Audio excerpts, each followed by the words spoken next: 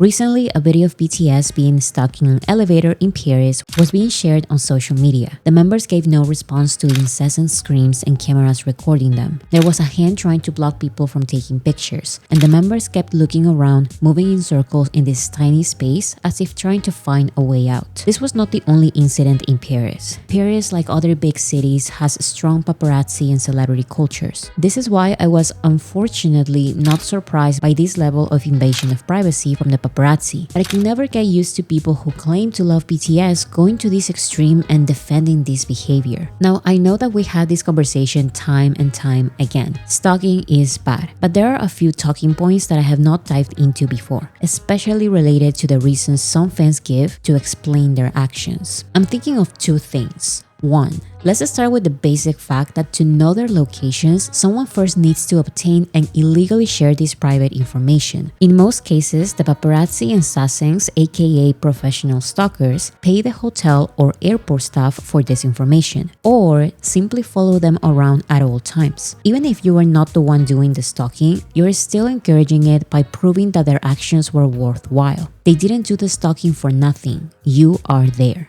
2. Oftentimes, the BTS members want to walk around, go to restaurants, and do activities in the cities from all of these countries around the world they are touring in. They have mentioned before that sometimes they are not able to do this because people wait at the entrance of their hotels and follow them around. Now, what I've noticed is that they usually ask people to not wait for them at hotels and airports, places they cannot avoid. I do think it's unfair to not let BTS do some tourism while they are not working during their free time, but there's something particularly cruel about going to the places they cannot avoid. Going to the airport and staying at hotels are requirements to do their job. So invading these places is not just about you seeing BTS, it's forcing BTS to be seen by you. They have no other choice but to hide or escape through a private door, if there even is one. Because they walk through the private door or walk very fast, we don't visualize the entrapment we have created. But occasionally, we see moments like this. Whether it's on an elevator or a hotel, they are stuck there.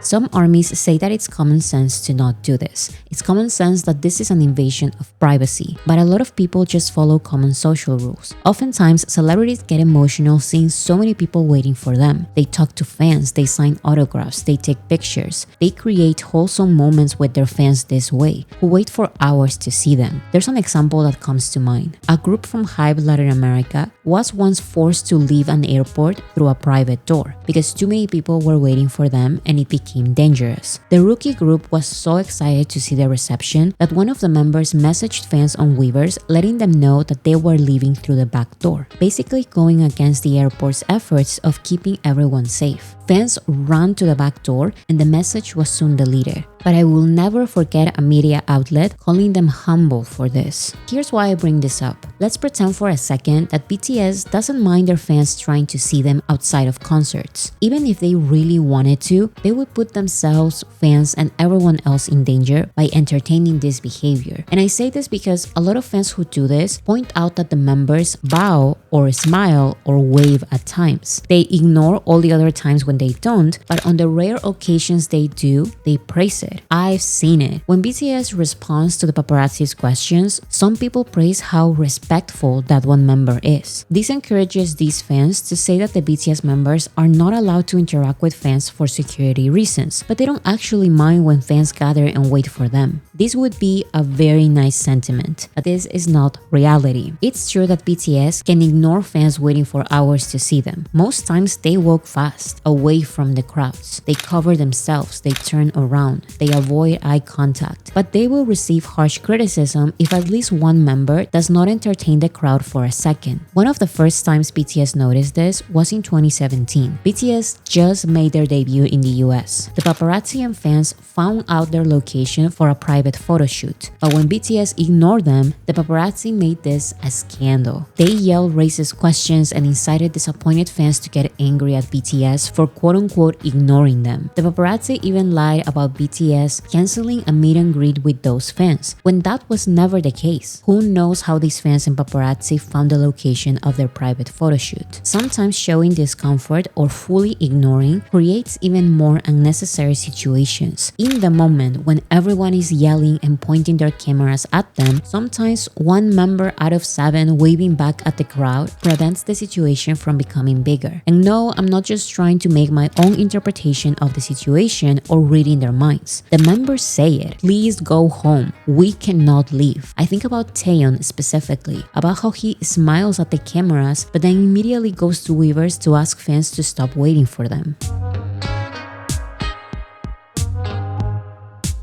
We often talk about the entitlement some fans have over BTS, but I've recently seen another point of view. Some fans say they believe they are not entitled to these interactions. Not long ago, I talked about fans waiting for BTS at their hotel in El Paso, and one response I received was, "I will not follow them. I won't get mad if I don't get a picture. I won't get mad if they don't leave through this door and I don't get to see them. I just want to be there. What's the problem with me wasting my time? It's my decision to waste my time." This made me realize that some people are blinded by the small chance of having something they want for at least a second, that they don't see the danger in the overall picture. Let's say that you are telling the truth. You just want to see them. You promise to not create chaos. You won't touch them or get in their way. But that's you and your intentions. You cannot control the actions of everyone else around you, but just being there. Yes, you just standing there makes you a part of the problem. You're part of the group of people bringing attention to BTS's location. You're inviting curious people to join. If someone falls, everyone else around them falls, and you were a part of the problem. When I talked about this months ago, I said that the problem with just standing there was normalizing. And when you normalize things, you allow situations to scale. You let situations aggravate. This is why the iconic Purple Ribbon Project does not exist anymore. Armies successfully protected BTS, fans, and everyone at airports by creating a barrier with purple ribbons. Fans organized this, and big groups of army promised to just stand there and not get in their way. But this mega organized project was not enough to control everyone as BTS became even more popular. Good intentions didn't matter anymore. Accidents and even tragedies caused by mobs are mostly not intentional. These happen to cause harm because they go out of everyone's hands, and you contribute to this even if you don't intend to. A popular army creator recently said online that he traveled to Madrid for a BTS concert. While he was walking to his hotel, he saw a large crowd, which turned out to be the hotel where BTS was staying at. He joined the crowd for over an hour but didn't see any of the members, so he headed back to his hotel to get ready for the concert. Army called him out and he apologized many times. He said, "I got swept up in some random moments and made some bad choices. I appreciate the correction and I removed all instances of any reference. My only response is to encourage caring correction and not fully on demonize someone and make needless derogatory public assumptions about someone." So this is what I mean when I say that some people truly mean no harm, but I do think it's time to take accountability for one's thoughtlessness. I don't always think people have malice in their hearts to do this, but not seeing what's wrong with this until people point it out is dangerous. Fans' good intentions don't matter during tragedies, and even when there are no accidents. The only thing BTS gains from these situations is being uncomfortable. As a fan, why would you even want to contribute to that? Haven't you noticed how the only encounters with fans BTS mentions with love and appreciation are the anecdotes of ARMY finding them randomly and pretending not to know them? Some armies even wait until the members leave the city, not the place, the city, before sharing their stories, because there's still a chance that BTS may want to go back to that location. On the other hand, the absolute best response BTS gives to people waiting at hotels and the airport are uncomfortable smiles and quick waves. And even that happens on very rare occasions. I noticed that in the elevator video, at some point security gave up from covering the glass doors and some members were smiling. But they were not doing this in a "I'm proud of this moment so I want to see it" kind of way. It was defeat. There's no way out. Trying to cover some cameras with a couple of hands won't do anything. People are already filming and going crazy. During the 2017 incident, multiple security guards tried to cover one single camera and things only escalated. So the best thing they can do is wait there for minutes doing nothing until the staff finds a way out. These incidents have been happening for years and years. This is not just an ARMY problem. This is a celebrity culture problem. So I don't love when ARMYs blame just the fandom. Some say we used to be better than this. And sure, that is true, but BTS is not that niche group anymore. We're one of the most organized fandoms, but we cannot control every single fan. I don't have an exact solution for years of the normalization of these practices, but what I refuse to do is stop talking about it. I think this is the fourth time I'm talking about this same airport hotel problem in this channel, and I will continue talking about it because I refuse to normalize this. Some say that it's common sense to not do these things, but personally I always took into consideration the normalization of these practices in celebrity culture. So the first thing is educating new ARMYs. Our fandom doesn't do this. BTS has explicitly said multiple times not to do this. If some people still do it, then they should have no problem admitting it loud and proudly. They don't have to hide if they are doing nothing wrong, right? This is not okay harassing BTS. They'll be posting on social media like, do not come see BTS. This is like harassing. This is f***ing embarrassing, y'all. Yeah, turn away. Wow, you are true fans.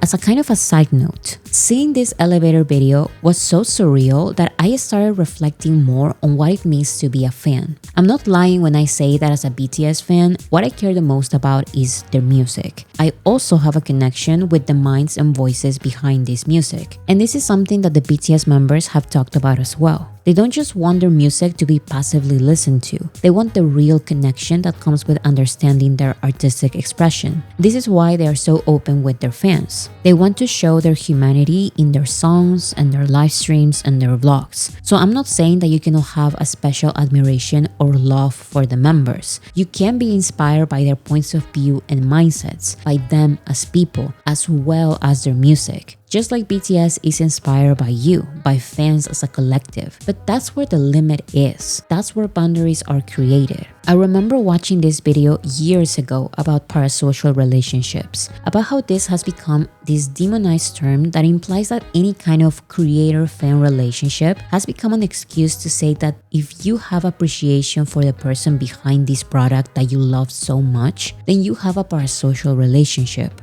ARMYs joke that BTS has a parasocial relationship with ARMY, but I think this relationship, the true healthy relationship, is the one mentioned in this video. It's human to care for people, especially for people who, even if we don't know them personally, help us learn, get inspired, and grow as humans with their art and mindsets. It's natural to want to give our support back to artists we feel connected to. But having this real connection, caring about these strangers, also requires you to sit for a minute with your impulses and think about your actions as a fan. Are your actions forcing BTS into situations that make them uncomfortable? Are they letting you know that they want to see you in personal locations, or are they asking time and time again to please not go? Many say this is the price of fame. This is why we support them and buy millions of albums. But I don't understand how anyone can correlate buying millions of albums to BTS deserving to be uncomfortable and imprisoned